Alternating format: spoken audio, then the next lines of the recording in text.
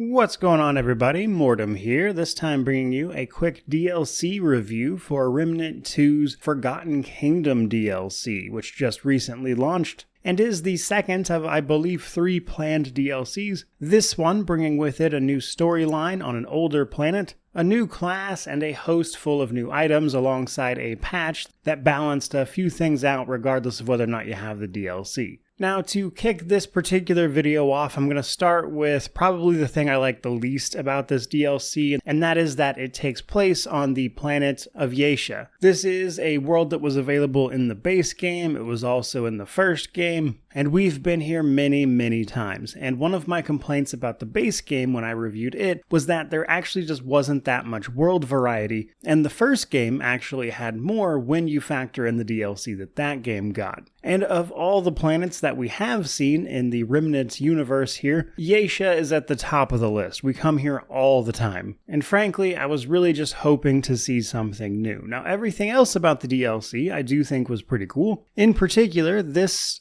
DLC adds another story to the potential storylines you can get when you go into this world, either in an instance of the main game or when you roll it in adventure mode. For those who are just completely unaware, Remnant 2 uses a fair bit of procedural generation, like many an ARPG, to populate its various worlds that you'll travel through as part of either the campaign or a singular adventure which just takes place on one world. To that end, if you would like to start this DLC directly, you can do that from Ward 13, our main hub. You go up to the Crystal and you can, as an adventure mode task, roll up the Forgotten Kingdom as a one-time one-shot. What this means is that you'll roll up an instance of the Forgotten Kingdom that kind of isn't proc-gen, but rather a little more set in stone, specifically so you can experience it for the first time as the DLC. Now, after this point, this simply becomes one of the storylines that can spawn on Yeisha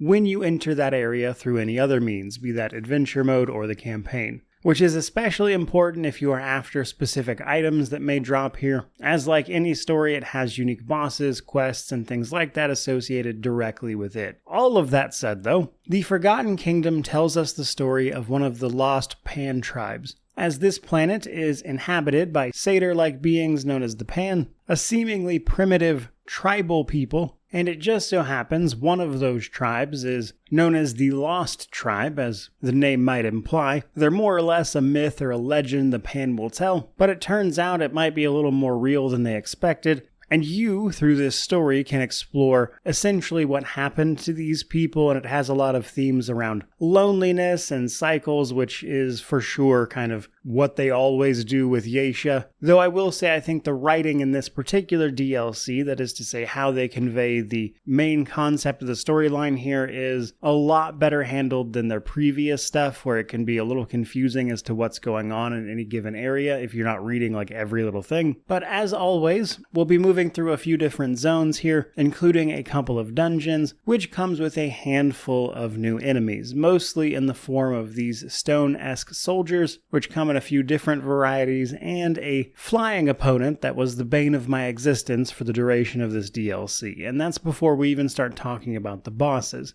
A handful of new boss fights await you at the end of individual dungeons and as part of the main story, and for the most part I liked these a fair bit. I think the dungeon ones were pretty basic as you might expect, but the actual story bosses had a lot going on and mechanically were quite interesting. And without spoiling it, that's about as much as I want to say on that front. But that's hardly the only thing we get in this DLC, as another big part of it is the Invoker class. I would say really probably the main draw of this DLC in general, as the Invoker archetype is a caster-focused specialization, if you will, that is all about reducing cooldowns and utilizing your skills to either deal damage through spells or potentially heal your party, making it fairly versatile at the same time. And in fact, some of these abilities are crazy good, to the point where I wouldn't be surprised if these wind up being nerfed a little later down the line. But like many of the non-standard archetypes, in addition to having the DLC, you actually have to then find the archetype, which in this case happens to involve sinking in a sandpit room that's a little bit out of the way.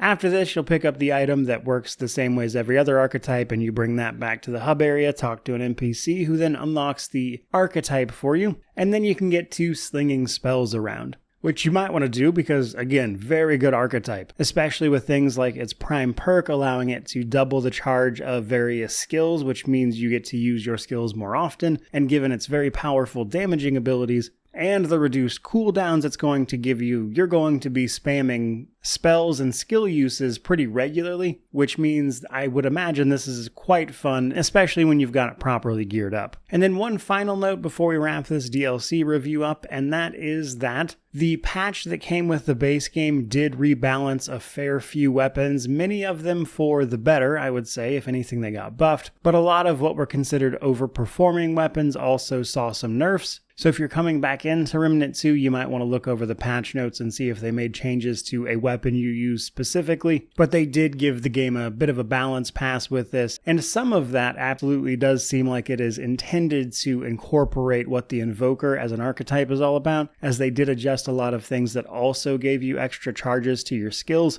probably so they didn't stack directly with the Invoker's prime perk that allows them to also do that. And then they made a handful of quality of life changes that most people probably wouldn't notice, but should make the game a little more responsive in situations and various moments of combat. But overall, for a DLC, I will say that my main takeaway here is that I'm very tired of going to Yaesha. I would really love to see a new planet or world because that is what Remnant 2 needs the most in my opinion, and they have one more shot at expanding that, and I hope for their sake they go big. Otherwise, though, it's a pretty cool DLC. A neat little story, even if the planet itself that it takes place on is getting tired. Some cool new bosses to fight, awesome new equipment, not the least of which is the Invoker class and an armor set to go with it, in what is probably going to amount to, say, 5 to 10 hours of content, depending on exactly how fast you burn through it and how many times you run through it. So for $10, I would say the Forgotten Kingdom DLC is relatively inoffensive, and if you enjoyed the base game of Remnant 2, this is just more of that.